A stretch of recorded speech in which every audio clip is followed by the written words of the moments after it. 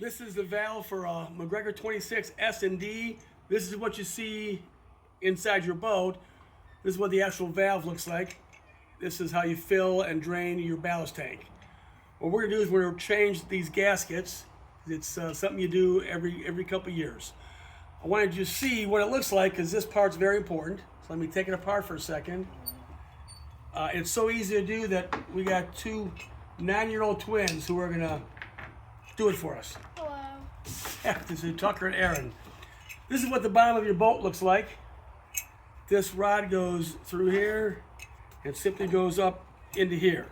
The purpose of this is so when you close it, it draws the valve up. Otherwise it would just spin and it would never close.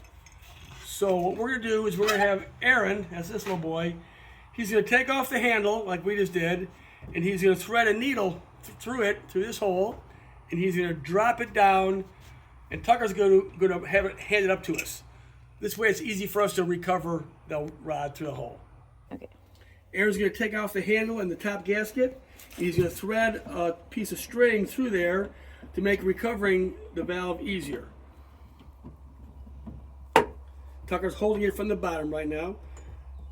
There you go. There's a cap and a gasket. And he's going to thread that string through there.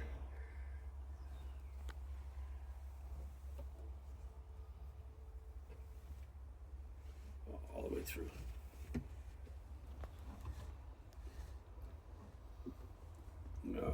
Okay. So here's Tucker under the boat. Okay, let's go ahead and pull the valve out. Yeah, easy, there you go. Go all the way out. And let's, you're gonna pass it back to me here in a second. Tell you what, let's show the people at home what that looks like. I'm gonna pause again, hang on one sec. Okay, the valve is out, and that's what it looks like under the boat. You're gonna make sure it's smooth, there's no like organisms up there. Here's the string when you use to pull it back up. So let's change out the gasket. Come on, buddy, let's have that valve. Tucker's coming up. All right. Here's what the gasket looks like. So we're going to take off this nut rather.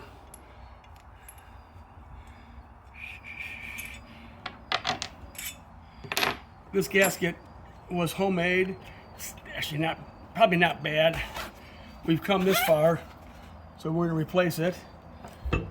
You can buy this on the internet, or you can make it. This is just closed cell neoprene.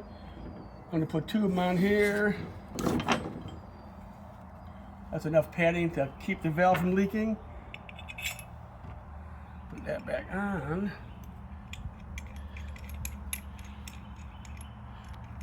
We're going to tighten this up a little bit. You don't want to crush that gasket. You want it to be watertight. That's it. It's going to go back in the boat now. Here's Tucker. We're going to put the valve back in now. Tucker's underneath the boat. Aaron's up here. Up. Okay, and now Tucker, if you'd hold it, please. And Aaron's going to put the gaskets back on. You need to break the twine, break the string. Okay, good. Put the gasket on. Hold it, Tucker. All right. Put the little cap back on. Hold it, Tucker. He's getting that back on. Don't be nervous. The world's watching. No hurry. Don't worry about that. I'll spin that bad boy down.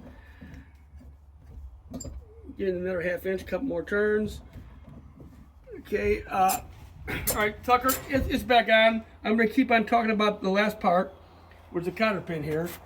The valve is back in. You want to make sure you put your cotter pin in, because if you don't, you can spin the handle off and the valve will end up at the bottom of the lake. We didn't replace the top gasket because it was much better than this. And I didn't mention, I had Tucker mark that rod where it came out with a marker, because I like putting it back in the same hole, because it may be more flat than the rest.